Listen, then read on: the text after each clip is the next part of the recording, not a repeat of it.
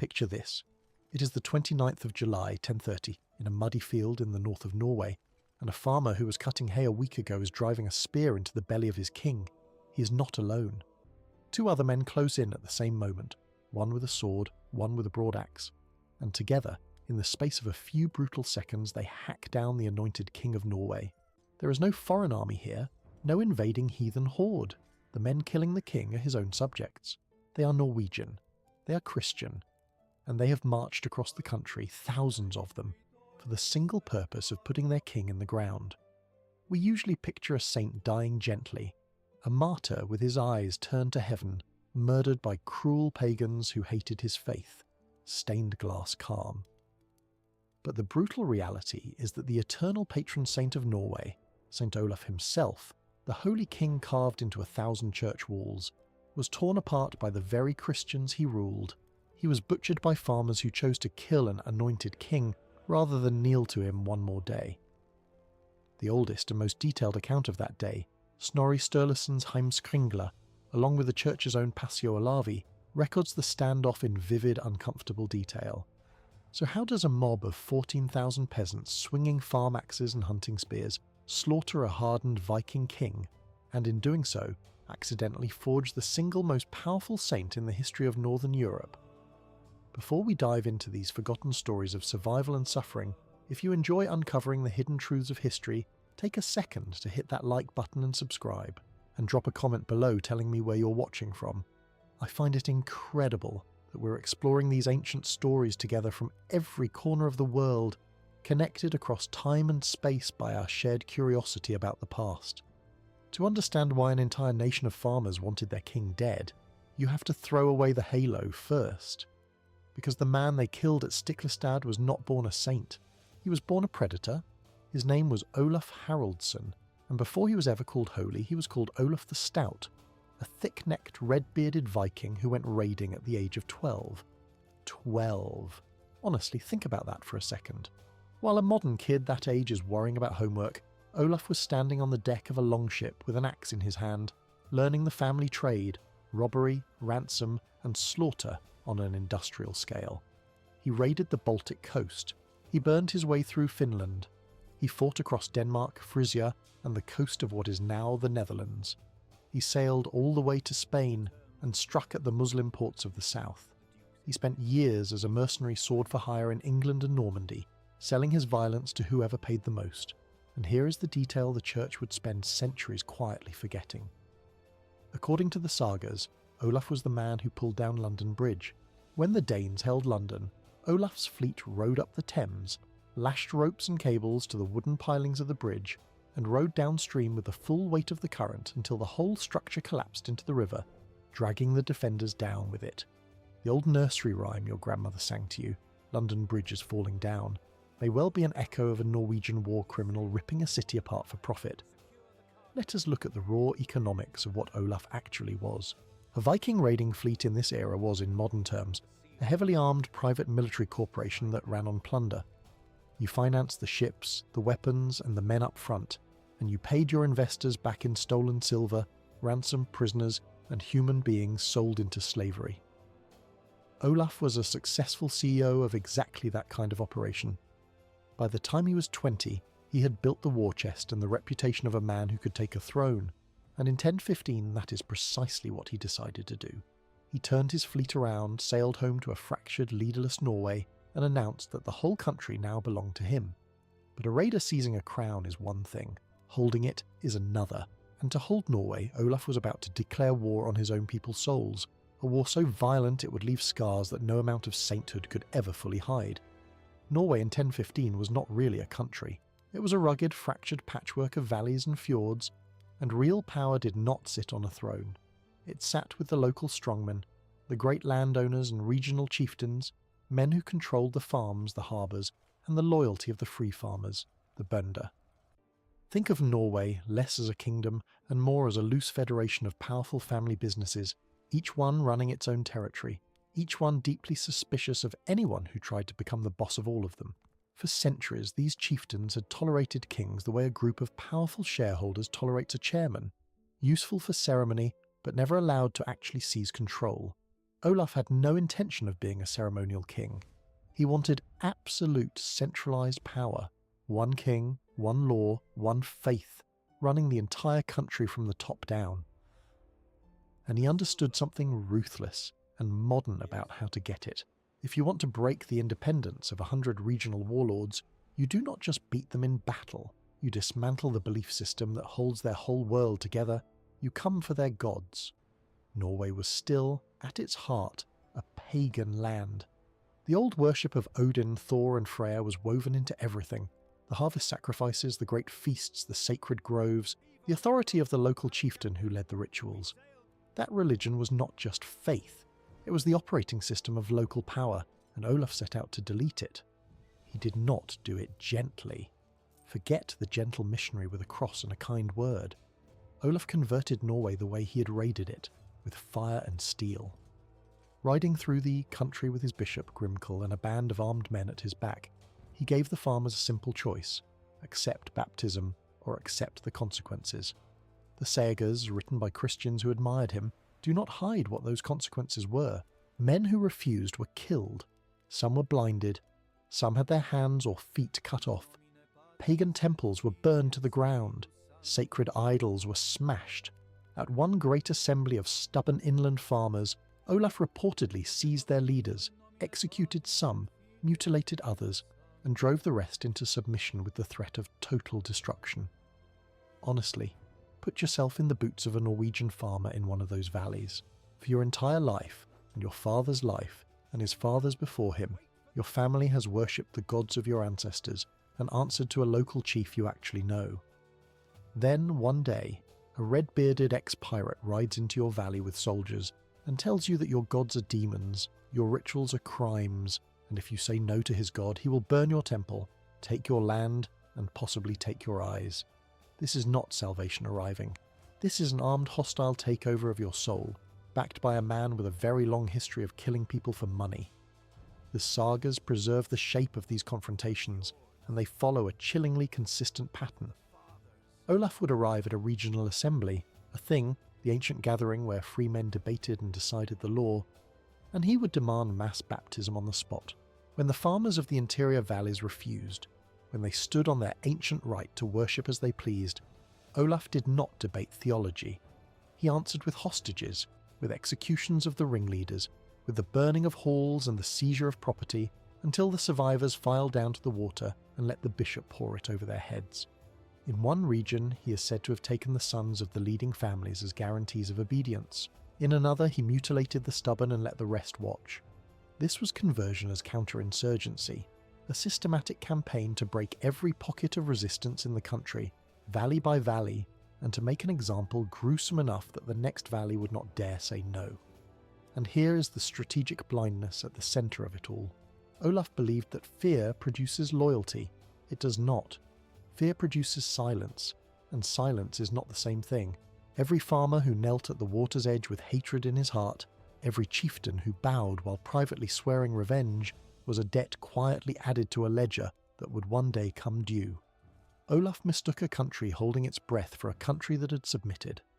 Every temple he burned, every chieftain he humiliated, every farmer he maimed, Olaf was making an enemy. He thought he was building a Christian kingdom.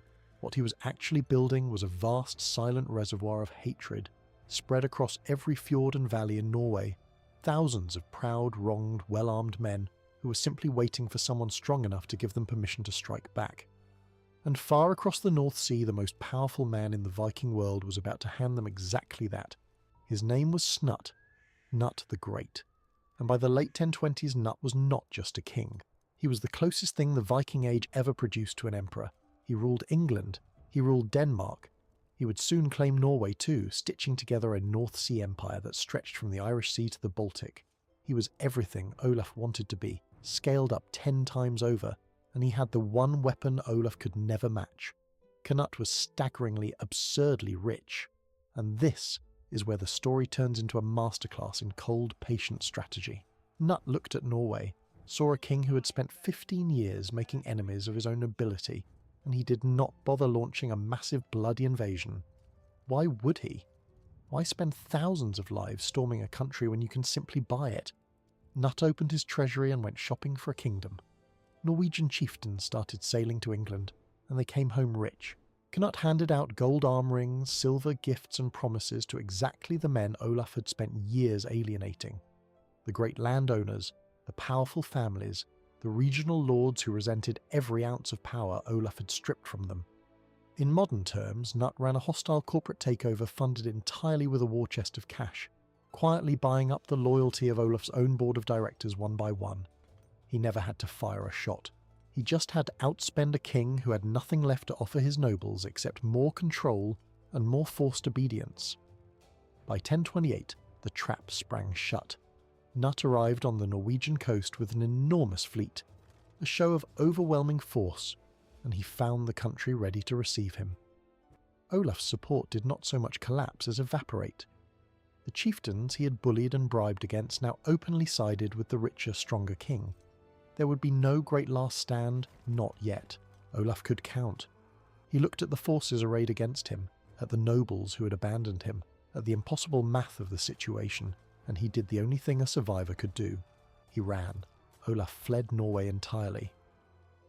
He crossed the Baltic, travelled through the wild river roads of the east, and took refuge at the far edge of the known world, in the land the Norse called Gardariki, the realm of Yaroslav the Wise, in Kivan-Rus. Picture the fall from grace. One year you were the anointed King of Norway, master of the fjords. The next, you are a penniless exile, a guest at a foreign court 1,000 miles from home, your throne stolen not by a braver warrior, but by a richer one. His enemies must have thought it was over. A defeated, exiled king with no army and no country is, historically, a dead story. But Olaf was not finished, and a piece of pure luck was about to hand him one last, desperate roll of the dice. While Olaf sat in exile brooding over his lost kingdom, the men Cnut had left in charge of Norway began to stumble. Cnut could not rule Norway in person. He had England and Denmark to run, so he governed it through deputies, and Norwegian rule from abroad quickly turned sour, remembered in the sagas as a time of harsh, foreign, grasping law. The very chieftains who had taken Cnut's silver started to realise an uncomfortable truth. They had not traded a strong king for freedom. They had traded a Norwegian master for a Danish one. Then, in 1029, Cnut's chief regent in Norway, the powerful Earl Hakon, was lost at sea, drowned. And just like that, a hole opened at the very top of Norwegian power. Olaf, watching from the east, saw his opening. This was his chance, maybe his last chance, to sail home and take back everything he had lost. So he gathered what men he could and began the long journey west, back toward Norway, back toward the throne. He marched down through Sweden, picking up followers as he went, and here we arrive at the single most savage irony of the entire story. Olaf's returning army was small. The sagas put it at somewhere around 3,500 men.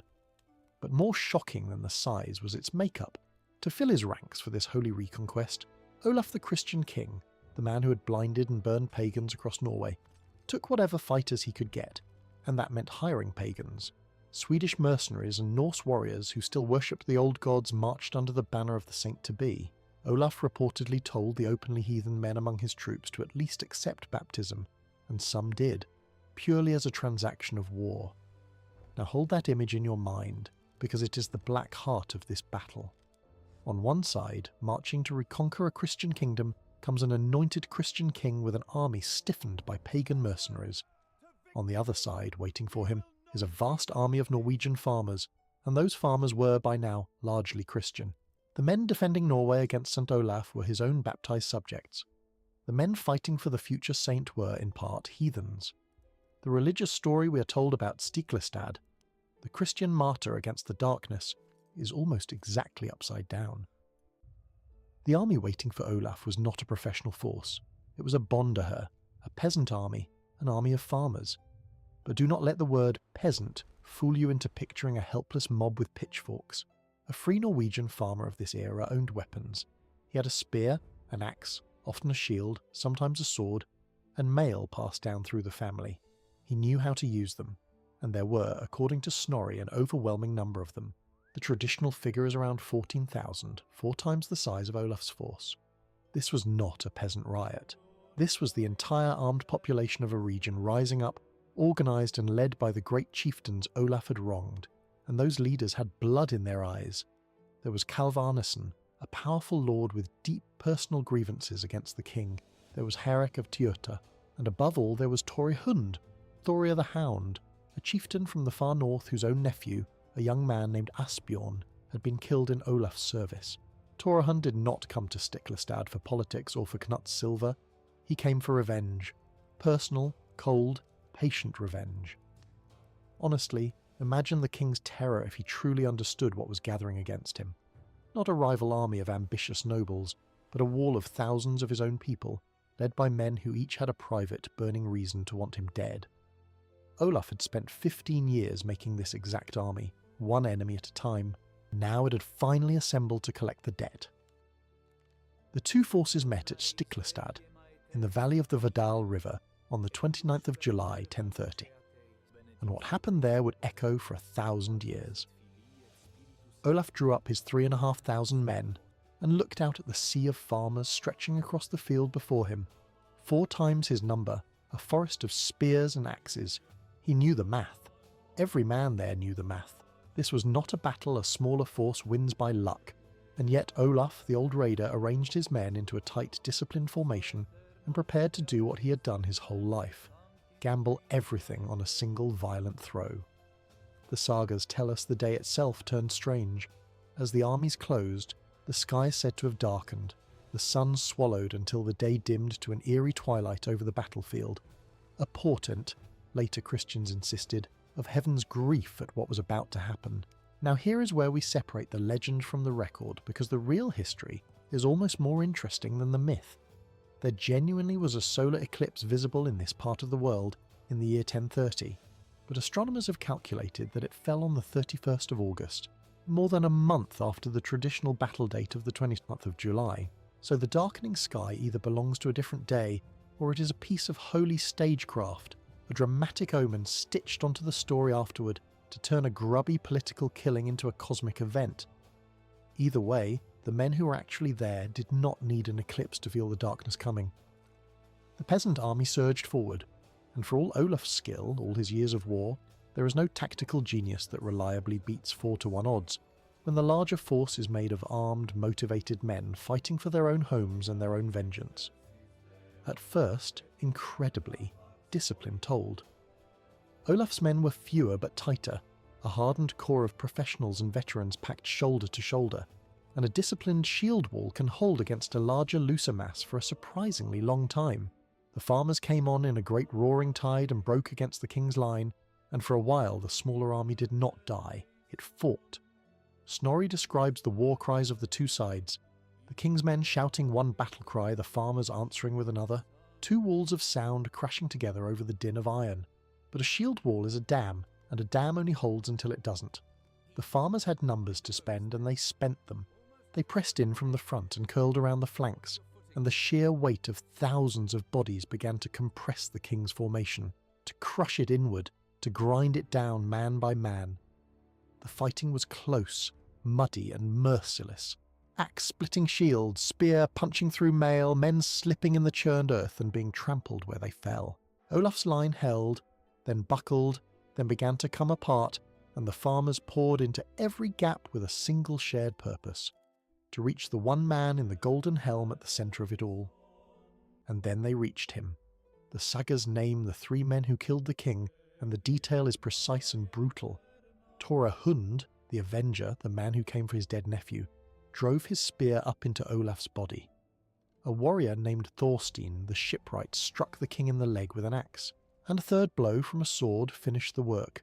3 men, 3 weapons, a spear, an axe, and a sword, delivered in a single overwhelming moment against a king who had already been beaten down and, according to some accounts, had cast his own sword aside. There is a haunting legend attached to Torhund's strike, that when Olaf swung at him earlier in the fight the blade would not bite, turned aside as if by magic, because Tor wore a tunic of reindeer hide sewn by the Sami, the northern people whose sorcery the sagas half believed in. Whether you take that as magic or as a good coat of tough hide, the meaning is the same. The anointed king's sword failed, and the farmer's spear did not. Put yourself in that field for 1 second. You're one of the 14,000. You are a farmer. You have never in your life imagined raising your hand against the anointed king, God's chosen man on earth.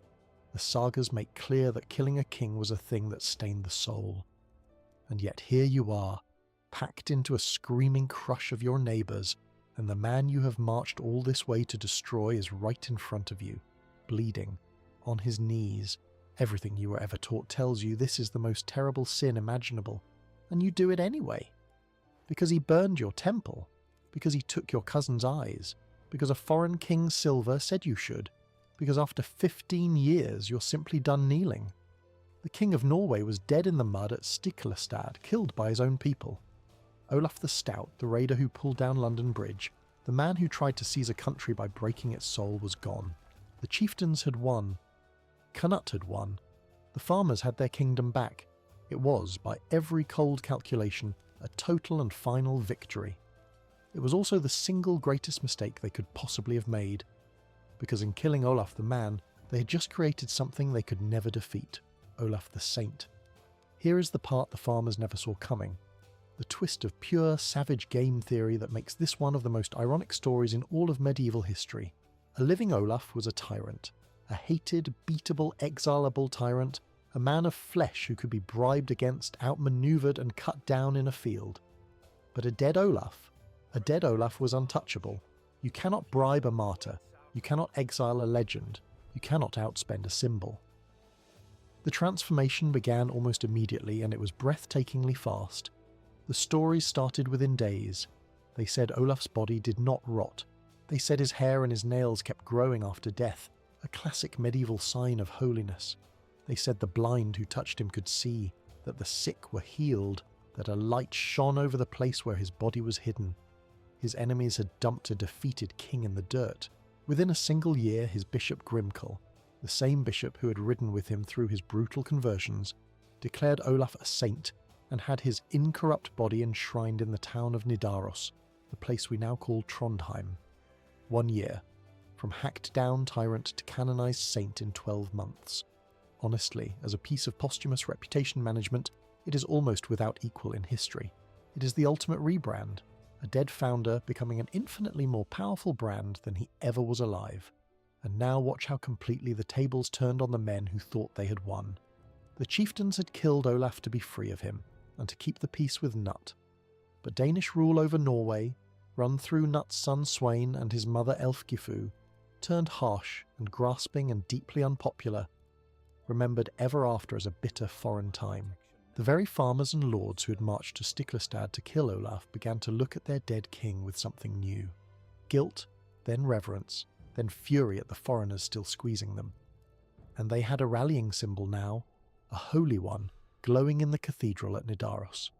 Saint Olaf, the eternal king, the martyr of Norway, so the same chieftains who had helped kill him, men like Kalvarnesson and Einar Tambarskjellfir, did the unthinkable. They sailed east, back to Kievan Rus, and they brought home Olaf's young son Magnus, the boy whose father they had slaughtered. They put him on the throne, and in the name of St. Olaf, Norway threw off Danish rule. Within roughly 5 years of the battle, everything the victors of Stiklestad had supposedly won was undone. The Danes were pushed out, Olaf's bloodline sat on the throne, and Olaf himself was no longer a man at all.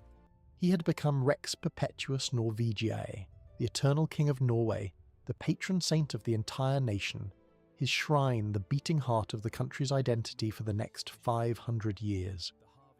The men who killed him got everything they fought against. They had wanted a Norway free of Olaf. Instead, they built a Norway defined by him forever. As for the killers themselves, history let them fade. Torhund, the avenger who drove in the spear, vanishes from the reliable record not long after. Later tradition claims he was so shaken by the miracles around the body he had helped make that he went on pilgrimage south and never returned, as if trying to outrun the ghost of the saint he had created. Kalvarnesson lived to quarrel with the very king he had restored. One by one, the victors of Stiklestad slipped into the footnotes, while the man they defeated rose into the stained glass above their heads. So how do we finally judge what happened in that field in 1030? History loves to hand us clean saints and clean villains, but Stiklestad refuses to give us either. Olaf was a raider who burned and maimed his way to a crown and tried to force a nation's soul at the point of a sword. The peasants who killed him were not faceless barbarians, but wronged men defending their homes, their faith, and their gods against a tyrant. Both sides were right, both sides were monstrous, and the deepest lesson of the whole affair is the coldest one of all, that sometimes the surest way to make a man immortal is to kill him, that a living enemy can be beaten, but a martyr is a weapon that never stops firing. So I leave you with this. Put yourself back in that muddy field at Stiklestad, one of the 14,000, your king bleeding and beaten on his knees in front of you, everything you believe screaming that to strike an anointed king is to damn your own soul, but knowing too what he did to your temple, your family, your gods. Knowing everything you now know about the saint he would become, would you have raised your axe, or would you have knelt? Let me know your honest answer down in the comments. And if you appreciated uncovering the brutal reality behind the legend, hit subscribe. There's another historical deep dive waiting for you right now on your screen.